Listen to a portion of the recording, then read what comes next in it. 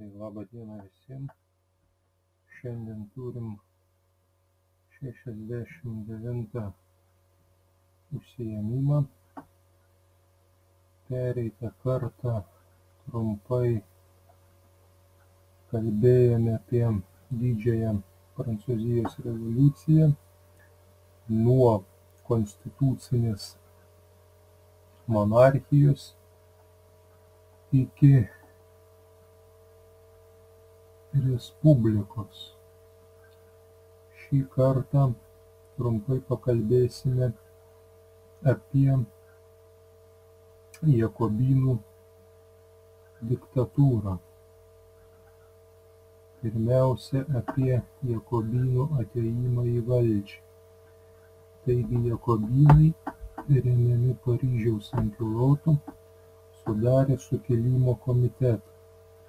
Sukilimas prasidėjo 1793 m.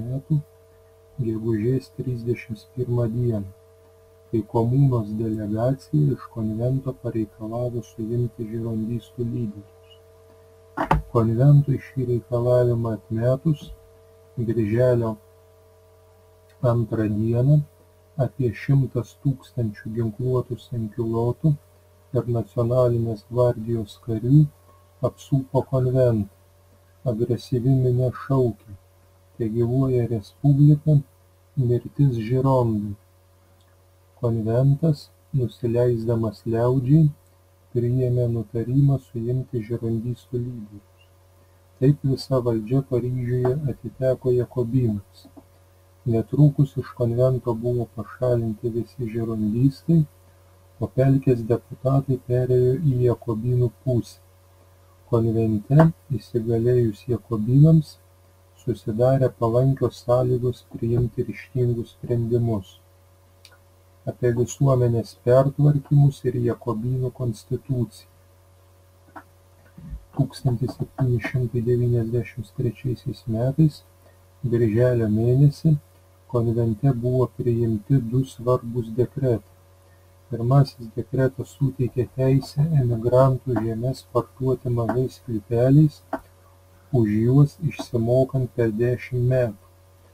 Antruoju, galutinai ir be išpirkos žemė tapo valstiečių nuosavybė. Šios Jakobinų reformos negrįžtamai panaikino feodalizmą Prancūzijos kaime. Konvento deputatai užsitikrino valstiečių paramą visoje šalyje. 1793 metais birželio pabaigoje konventas priėmė naują Prancūzijos konstituciją. Įstatymų leidžiamoji valdžia priklausė nacionaliniam susirinkimui, kuris turėjo būti renkamas 1 metams. Rinkimų teisę gavo visi vyrai sulaukę 21 metų amžiaus, nepriklausomai nuo jų turtinės padėties. Nacionalinis susirinkimas rinko vyriausybę, kurią sudarė 24 narių vykdomoji taryba. Svarbiausius nacionalinio susirinkimo įstatymus turėjo patvirtinti visuotinis referendumas. Ši konstitucija tvirtino neatimamas žmogaus teises, tai yra laisvę, saugumą ir privačią nuosavybę. Liepos mėnesį konstitucija buvo patvirtinta referendumu, tačiau realiai konstitucija neįsigaliojo, nes norint išrinkti nacionalinį susirinkimą, reikėjo paleisti konventą, o tai padaryti karo sąlygomis buvo pavojinga. Konstitucijos įsigaliojimas buvo atidėtas iki tol, kol įsigalės taika. 1793 m. spalio mėnesį konventas įvedė laikiną revoliucinį valdymą, kuris ir yra vadinamas Jakobinų diktatūra.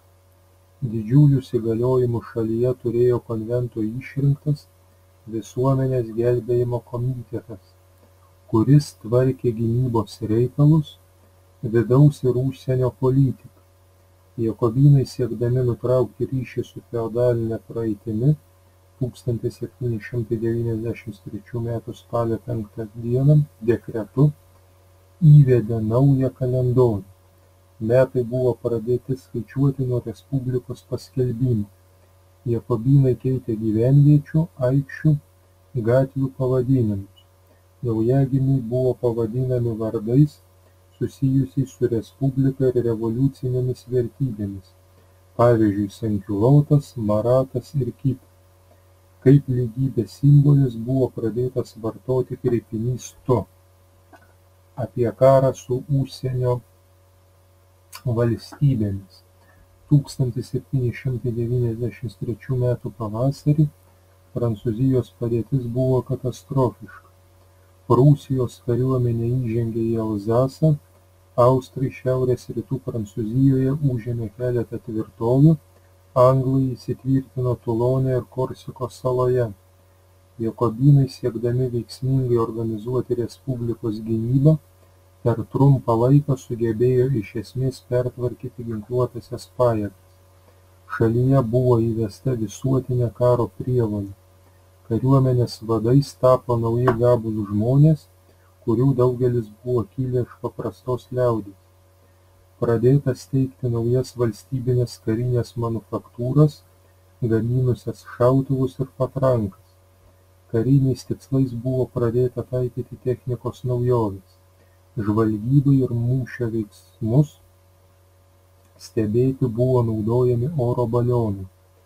Chemikai pritaikė naują parako gamybos būdą, leidusi atsisakyti salietros, kurios atsiveždavo iš Indijos.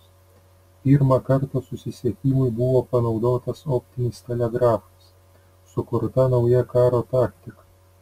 Vietoj būdingo puolimo ištęstomis linijomis prancūzai ėmė taikyti išsklaidytą šaulių rikiuotę, derindami ją su puolančiomis kolonomis.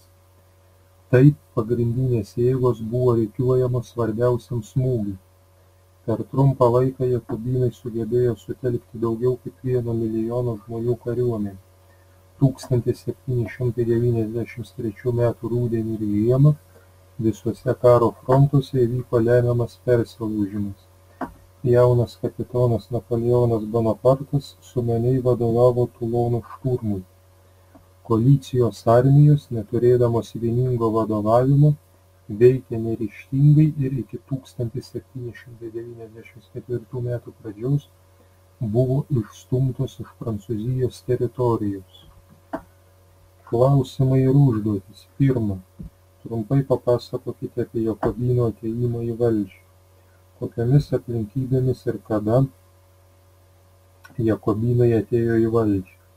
Pasakokite ir atsakykite remdamiesi pateiktą medžiagą ir žiniomis. 2. Trumpai papasakokite apie visuomenės pertvarkymus ir Jakobinų konstituciją. Kokias visuomenės pertvarkymo reformas atėję į valdžią įvykdė Jakobinai. Palyginkite 1793 m. Jakobinų konstituciją su 1791 m. konstitucija. Pasakokite, atsakykite ir palyginkite remdamiesi pateiktą medžiagą ir žiniomis. 3. Trumpai papasakokite apie karą su užsienio valstybėmis. Kaip Jakobinams pavyko sustabdyti užsienio valstybių kariuomenės puolimą. Pasakokite ir atsakykite remdamiesi pateiktą medžiagą ir žiniomis.